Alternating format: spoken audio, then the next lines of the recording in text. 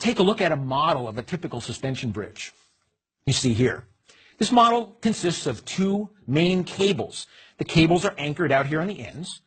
They extend up over the tops of these two tall towers, and then they're draped across the main span in that characteristic curved shape. From the cables, you see that I have suspended a series of weights. They're equal weights, and they're all spaced an equal distance apart. So this constitutes a uniform loading on the cable. The shape of the cable, then, is a direct consequence of that loading. It's really a function of physics. The shape of the cable, mathematically speaking, is a parabola, and the parabola occurs specifically as a consequence of that loading. It's science, not aesthetics. Up at the tops of the towers, the cable makes a sharp bend, and as a direct consequence of that bend, all of the tension in the cable is transmitted downward into the towers. And so, in effect, the two towers are carrying the entire weight of the bridge and everything that's applied to that bridge in compression directly down through the towers. And that's why on the Brooklyn Bridge, the towers are so massive. They're such robust granite structures. So the parabolic shape of the curve of the cable is caused by the uniform loading.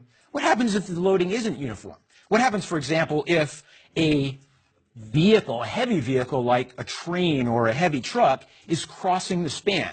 Well, when that heavy vehicle gets out here to midspan, note what happens. Note that the parabolic shape of the cables has now become distorted into something very different. One of the characteristic features of a cable structure is that it changes its shape in response to changes in applied loading.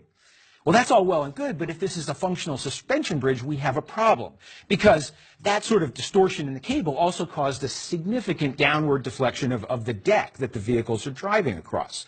So imagine if you're the occupant or driver of a vehicle that's moving from one side of the bridge to the other. When the vehicle's located here, the cable distorts into this shape. As it moves to this location, the cable distorts again, but into a different shape. By the time it gets out to midspan, it's distorted into yet another shape again. And all the while, the bridge is undulating and undergoing all these crazy deformations. Clearly, it's not practical as a functional structure. And that's why most suspension bridges, to include the Brooklyn Bridge, use a secondary structure called a stiffening truss, which is supported directly from the cable. And I do want to emphasize that the stiffening truss is not resting on the towers. Note that there's a space between the ends of the truss and the towers. It's entirely hanging from the cable. But now when I take this same heavy concentrated load of the vehicle crossing the bridge and we place it on the stiffening truss, we see that the shape of the cables didn't change at all. What the stiffening truss does is to distribute that heavy load out laterally so that all of these slender vertical wires, they're called suspenders, carry that load instead of just one or two suspenders, as you saw in the case of the unstiffened